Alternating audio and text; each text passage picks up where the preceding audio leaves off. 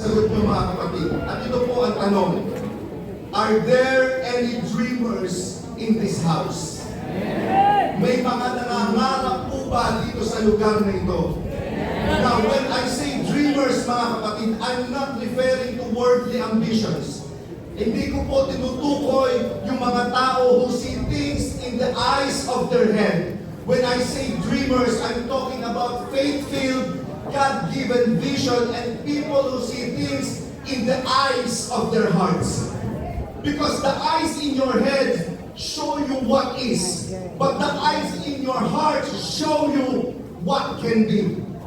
And when you start living not by sight, but faith-driven vision, you begin to ask and think on a higher level. Dito po papasok yung versikulo in Ephesians 3:20. Now unto him who is able to do exceedingly, abundantly, above all we can ask or think. Because God doesn't just meet what you ask for, He exceeds what you can imagine. Dahil ang Diyos, mga kapatid, hindi lamang po siya sumasagot sa mga panalangin natin. Kaya niyang lampasan ang mga bagay na hindi pa natin naiisip.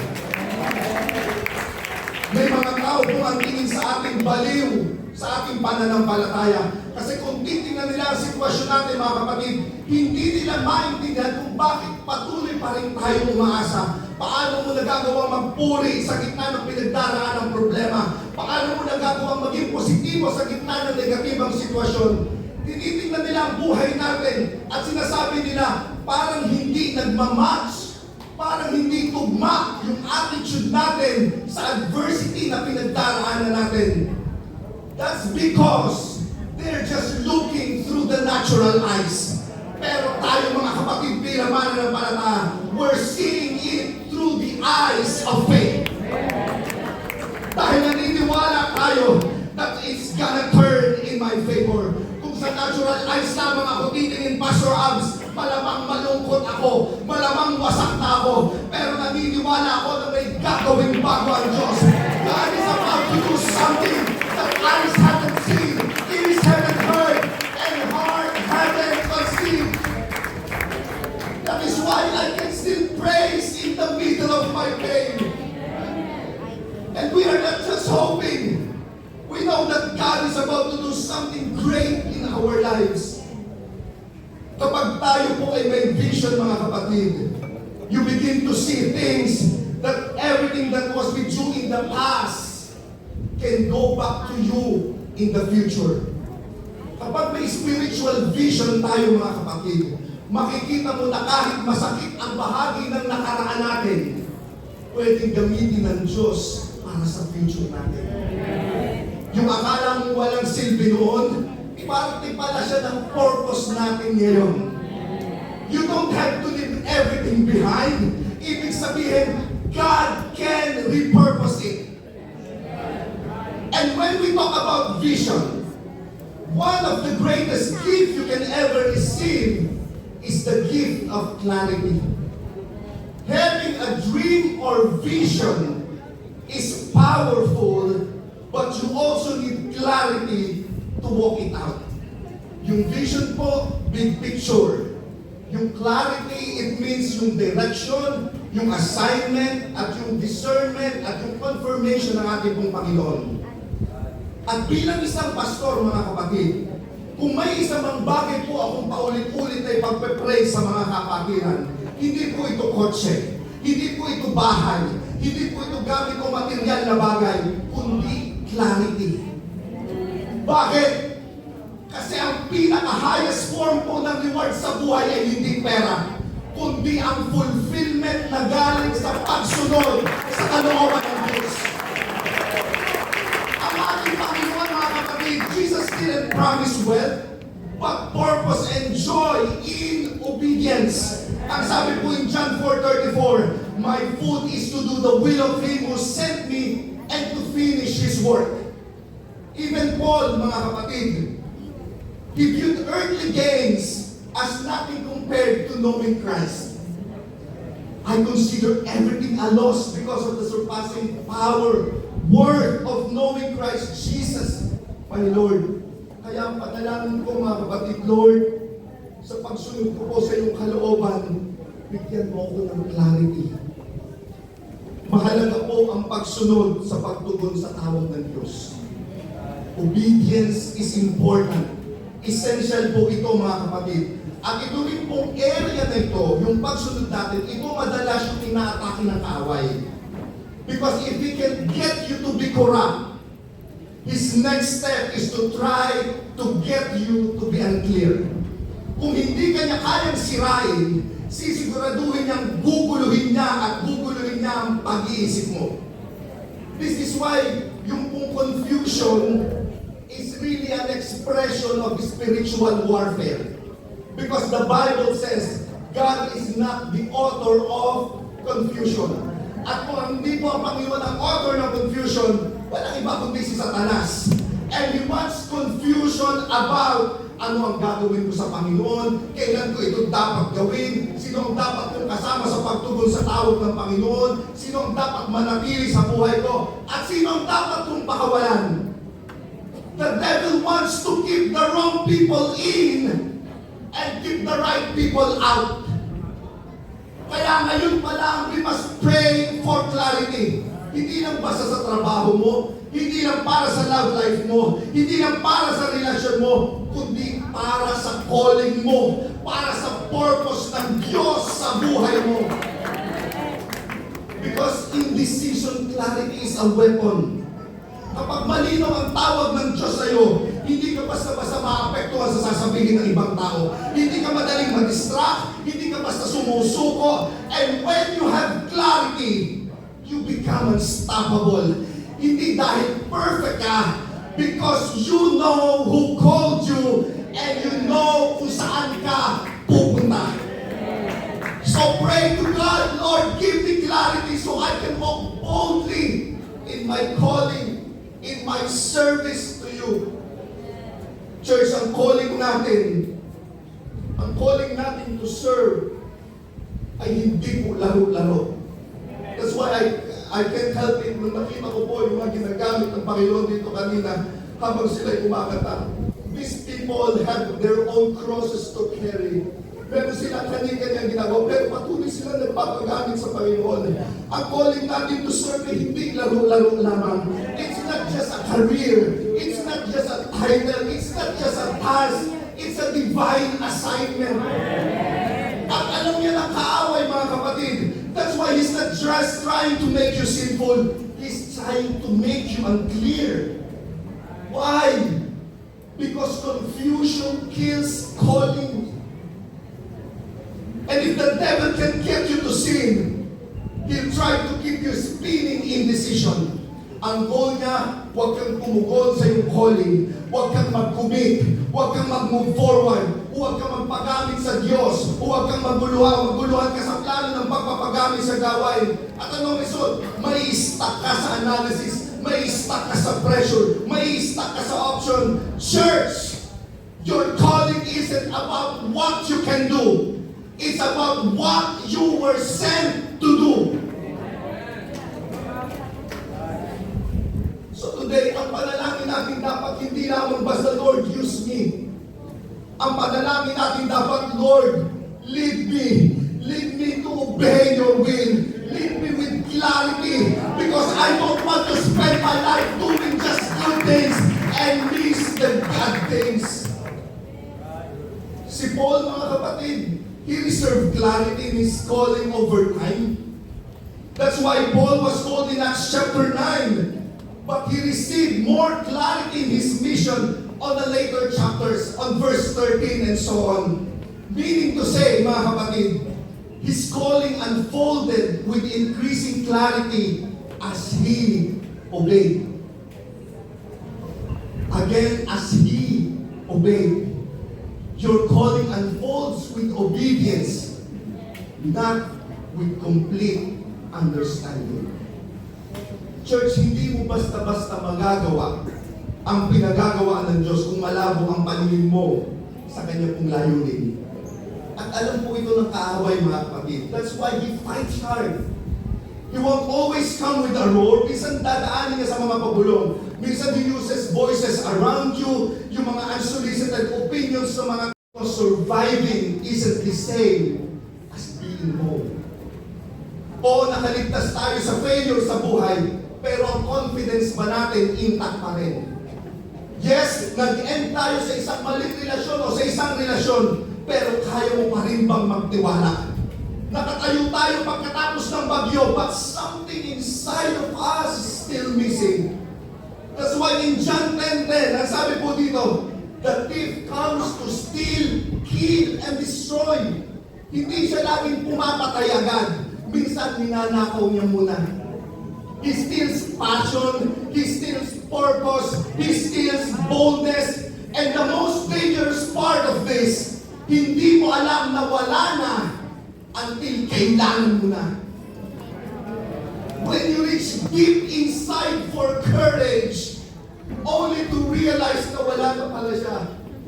When you want to serve again, galing tayo sa pagtalikod, pag gusto na natin pumalik at maglingkod muli, pero hindi mo mahanap ang dating apoy ng paglilingkod. Because somewhere along the way, He stole it quietly. But here's the good news, mga kapatid, church. If the enemy can steal it, God can restore it. Because your dreams are not always your dreams. Some of your dreams are God's dream. Church, hindi lang basta pangarap mo ang dala mo. May mga pangarap ka na galing mismo sa Diyos.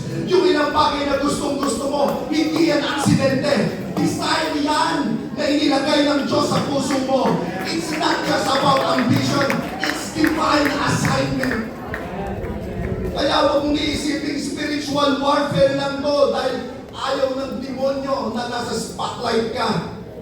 Hindi takot ang demonyo sa spotlight. Takot siya sa plano ng Diyos na naka-embed sa destiny mo. He's not just fighting your dreams. He's fighting the God dream inside of you. In Philippians 2:13, for it is God who work in you to will and to act in order to fulfill His good purpose. In effect, na sabihin ng Diyos, I'm going to make you want what I want for you. So that kapag tayo po ay nagpurso ng apoy o nagpurso tayo, there's fire. When you follow it, there's purpose. And when you walk in it, there's anointing. Church, you're not just fulfilling a personal dream. You're fulfilling a divine destiny. And if you want a biblical example, look no further for a man named Joseph. Ito po yung ating pong binasa. His story is a powerful picture of everything I'm talking about from the start. Si Joseph po starts with a dream. Dreams and vision about his transformation and elevation. Imagine nyo mga kapatid, 17 years old na unang ma-receive ni Joseph ang panaginip. Just 17 and he's dreaming of something much bigger than himself. But ito ang question mga kapatid. Why would God give him those kinds of dream while he was young? Bakit kaya ibinigay ng Diyos ang ganung kalaking pangarap sa ganung kabatang edad? Dahil ang dream binigay ng 17. At ito po ay nagkaroon ng katuparan around 40s na po ni Joseph. Church, the season of announcement is not the season of fulfillment. Hindi dahil in-announce ng Diyos ang promise ngayon, it doesn't mean He will fulfill it immediately.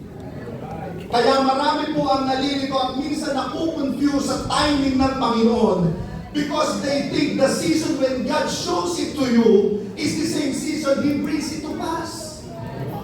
But the real issue is, do you have a faith that lasts long enough to handle the middle season? Everybody loves the announcement. Everybody shouts at the fulfillment.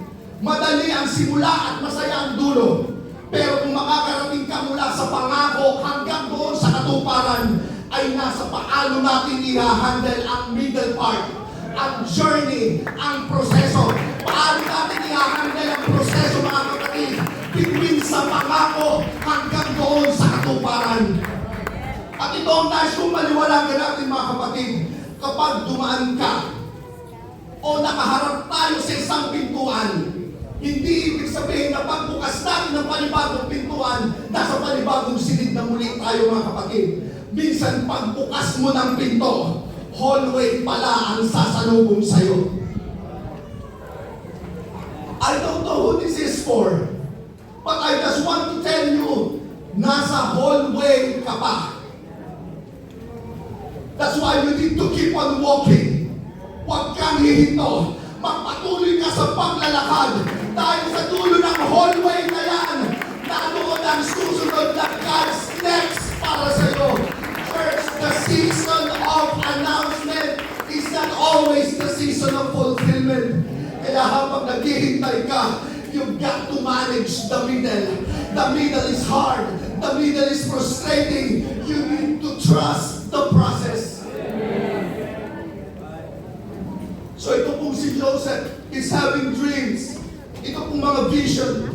And he tries to articulate those dreams to people he think would receive them. Sinabi niya sa kanyang pamilya, sinabi sa kanyang mga kapatid na lalaki. But remember, Joseph is a young man. And in the Bible, young is more than an age. It is often symbolized as spiritual and emotional immaturity. Katulad po ng prodigal son, it was the younger brother who was entitled and ran away. So yung pong pagiging bata isn't just about a natural age.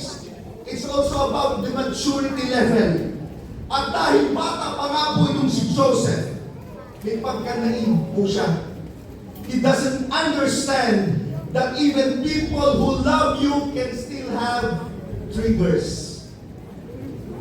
Kung tutuusin, mga kapatid, wala naman pong problema sa panaginip ni Joseph per se.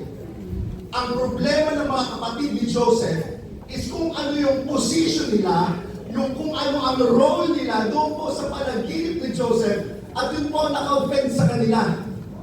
Dahil ang sa panaginip po ni Joseph, yung mga kapatid niya po, yuyuko sa harapan niya. So wala silang problema sa panaginip ni Joseph. Ang na-offend sila ay yung role nila sa panaginip ni Joseph.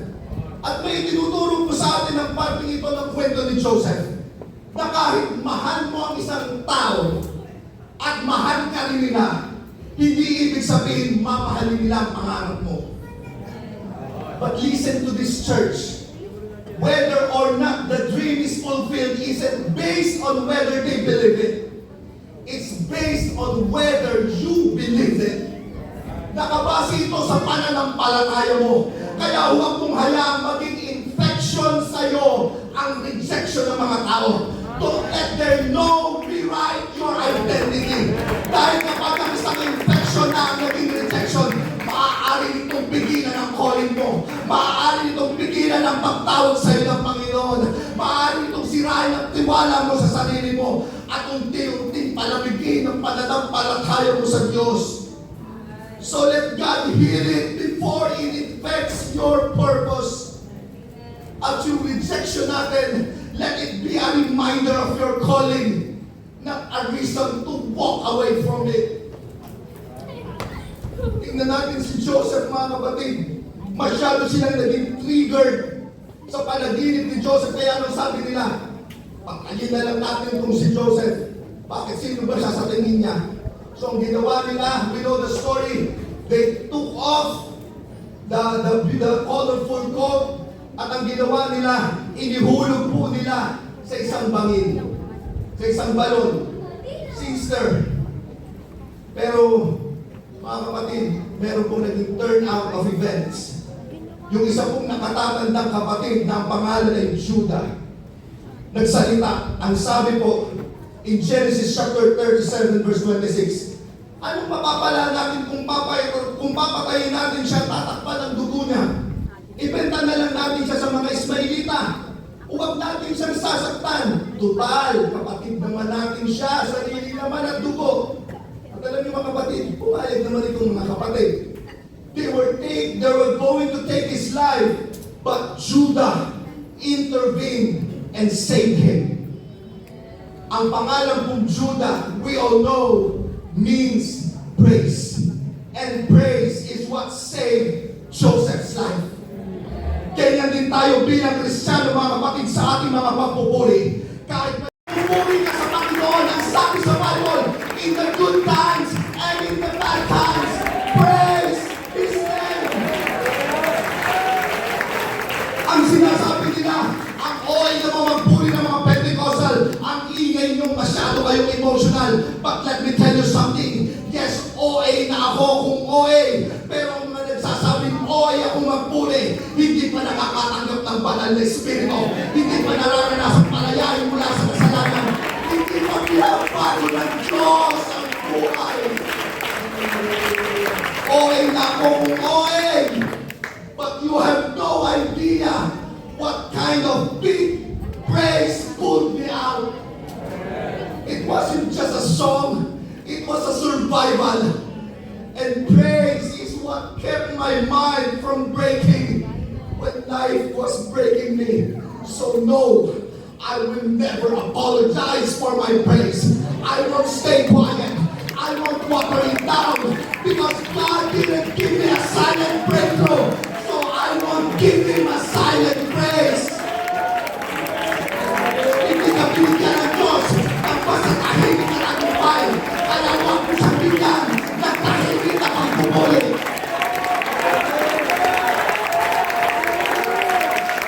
He makes me, how you fill me up with the Holy Ghost. It makes me wanna shout. When I think of the goodness of Jesus and all He has done for me, my soul cries out, hallelujah. If you want to be victorious, praise like you've already won the battle. Hindi ka pwedeng manahimik kung gusto mong magtagumpay. Wala nagtatagumpay ng tahimik lamang. Kaya kung gusto mong magtagumpay sa pagpupuri at sa spiritual na buhay, praise, praise, praise, praise, praise. Jesus.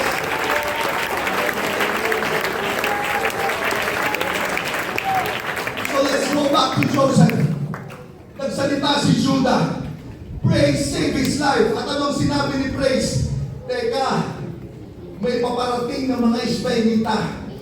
Huwag natin patayin si Joseph. Ibenta na lang natin sila doon sa mga Ismaelita. And here's the miracle in the timing. The Ishmaelites just happened to be coming down the same road.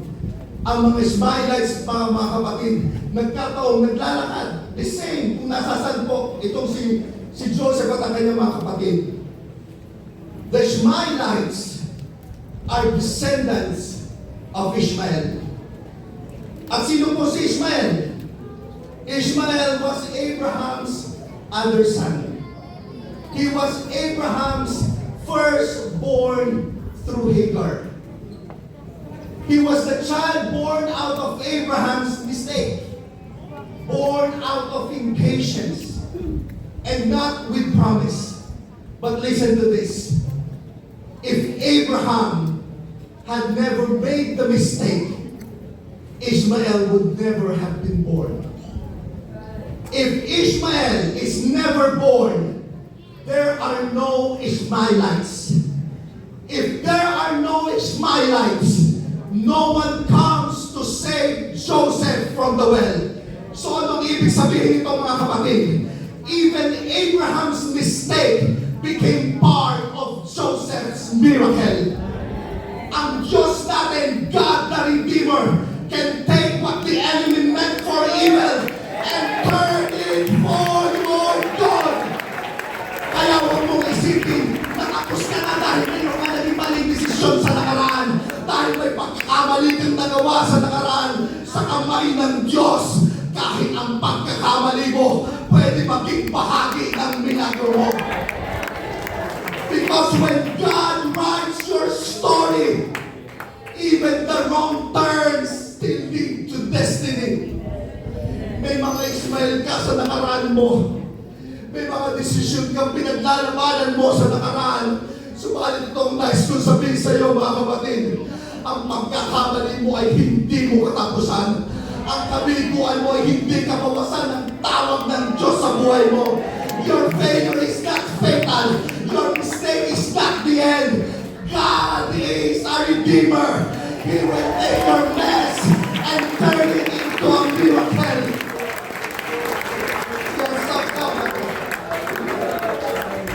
Ibinenta si Joseph bilang alipin ng sarili niyang mga kapatid. Dinala siya ng mga Ismaelitas sa Egypt. At doon ginawa siyang, pinagbili siya mga kapatid, binili siya ni Potiphar, ang kapitan ng mga gwardya ni Pharaoh. But the Bible says something that strikes me every time. So tuwing babasahin ko po ito sa story ni Joseph, hindi ko po mapigilang maiyak. In Genesis chapter 39 verse 2, the Lord was with Joseph so that he prospered and he lived in the house of his Egyptian master. Church, even in the season of bondage, even in a place of injustice, even when life wasn't unfair, the Lord was with Joseph. Kasama ng Diyos ang ating pong, ito pong si Joseph. Dapat sana nasa labas si Joseph kasama ng mga ibang alipin, pero iniangat siya ng Diyos at inilagay sa loob na kasama ang kanyang amo. Because when the Lord is with you, it doesn't matter where they place you. God will reposition you. Ilagay ka man sa likod, watch God bring you to the front. Ihulog ka man sa bangin, watch God raise up to the palace. Subukan ka man sirain, watch God bless your life. Dahil ang pamor po ng Diyos ay hindi nakadepende sa perfectong sitwasyon. Nakadepende ito sa presensya ng Diyos sa buhay mo.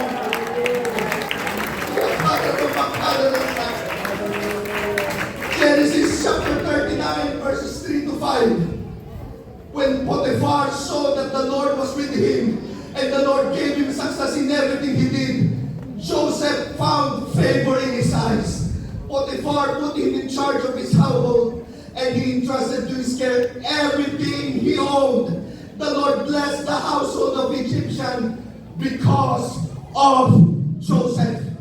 Now listen to this, church. Yung bahay ni Potiphar ay hindi pinagpala dahil kay Potiphar. Pinagpala yun dahil kay Joseph. So let me preach someone at the back. Yung pong feeling nila na na-overlook sila at walang pumapansin sa kanila. That office kung saan ka pumapasok, yung pinagtatrabuhan mo is blessed dahil ikaw ay pumapasok doon. The family is protected dahil ikaw ay nananalangin sa kanila. Yung business na meron ka, nagkakaroon pa rin ng tagumpay dahil dala mo ang favor ng Panginoon. Kaya huwag natin ikahiya ang pamor. Huwag mo ikahiya ang Diyos na pinaglilingkuran mo. Don't apologize for your favor because you carry a blessing. Church, you carry a blessing. Yung favor, very powerful po yan, mga kapatid. But it's not always comfortable. Yung favor nag-a-attract po yan. But not everything that ina-attract ng favor ay galing sa Panginoon. Yes, favor opens door. Favor opens and brings opportunities. Pero hindi lahat ng open door dapat mong tanggapin. May mga opportunity din na dapat mong takbuhan. Katulad po, pagtakbong ginawa ni Joseph, dun po sa asawa ni Potiphar. Kasi habang may promotion, may temptation din. Now let's go deeper. Greatness requires obsession. But obsession can lead to neglect. And neglect creates vulnerability. Mahirap pong maging magaling sa isang bagay kung hindi ka po obsess o kung hindi ka po nakafocus dito. Pero ang problema, kapag sobrang focus mo naman dito, may ibang area na importante din sa buhay natin na maaari po nating mapabayaan. When something important is consistently neglected, nagiging vulnerable po tayo mga kapatid. At lagi pong inaatake ng kaaway yung mga area sa buhay natin na vulnerable po tayo. At yung kahinaan po natin na yan, hindi po yan excuse para magkamali po tayo. Kaya habang ibinubuhos mo ang pangarap mo, huwag mong kalimutan ng ibang parte ng buhay mo. Lalo na yung spiritual life mo, ang pamilya mo, ang sarili mo. Kaya huwag ka lang mag-pray, Lord, give me favor. Mag-pray ka rin ng wisdom. Mag-pray ka rin ng focus. Mag-pray ka rin ng boundaries. Kasi favor without wisdom can lead to failure. Balance your pursuit of greatness with stewardship of what matters most. Again, hindi po lahat ng open door ay para sa'yo. Ang favor nagdadala ng maraming opportunities, pero hindi lahat ng opportunities galing sa Lord. Kaya dapat marunong po tayong tumakbo sa tukso. Kahit pa po ito parang open doors na nakabukas para sa atin. Stop flirting with the things you should have fled from. At si Joseph, ginawa niya po yung dapat. He resists Potiphar's wife. At kahit po tama ang ginawa ni Joseph, naparusahan pa rin po siya ng mali. Mas pinaniwalaan ni Potiphar yung asawa niya kaysa kay Joseph. At doon po sa Genesis, when we first met Joseph, he was dreaming dreams. Di po ba? But now, he's interpreting dreams. And that's the evolution of gift. Yan ang paglago ng calling natin, mga kapatid. At sinasabi ng Panginoon, anak, noon na nanaginip ka, ngayon gusto kong matutunan mong mag-interpret. Kasi kung hindi ka lalago sa giftings mo, maaaring maunahan ka ng season mo. That's why you need to let your gift grow. Let your calling stretch. You're not just a dreamer anymore. God is raising you to be a destiny interpreter. Kaya kung ano man mga kapatid ang ginagawa natin ngayon sa ministry natin, huwag po natin itong i-downplay. Dahil meron pong higher level of ministry ang ipiniprepare ng ating pong Panginoon. And now, here's where the story flips again. Habang si Joseph po ay nasa sa prison, patuloy po siya nagsiserve doon. He's helping people na, kumbaga kay Joseph, wala naman siya makukuha in return sa mga pinagsisilbihan niya. Pare-parehas lang naman silang nakakulong, mga kapatid. Pero si Joseph, nanatili po siyang tapat. Why? Because it was a test. Can you be trusted? Can you be trusted to serve even while you're in shackles? Kaya ka pa rin kayong pagtiwalaan ng Diyos kahit nakatali ka? Can you still pour into others? Kaya pa rin kayong mag-share kahit ikaw mismo may dinadala kang matinding problema? And can you still serve even when it still hurts? Kaya mo pa rin bang mag-serve kahit nasasaktan ka? But the story teaches us something deeper.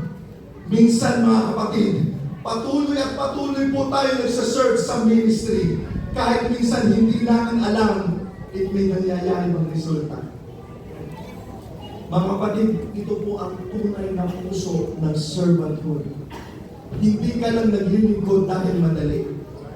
Hindi ka lang naglilingkod dahil sikat ang pinagsisilbihan mo. Naglilingkod ka dahil ito ang tawag ng Diyos. Kaya huwag mong mamaliitin ang assignment mo. Huwag mong i-downplay ang simpleng paglilinis, ang simpleng pagtulong, ang pagdarasal natin, ang pagsuporta sa gawain. Because God sees what is done in secret. At dito po inire-reward ng Panginoon ang faithfulness natin, mga kapatid. I want you to read this. God is setting the stage for your promotion right there in the dark. Because it's in the unseen, uncelebrated places that true servants are shaped. Church keeps serving even when no one notices. Because what you sow in secret, God will reveal with favor. Your servanthood is not a side quest. It is the pathway to your calling.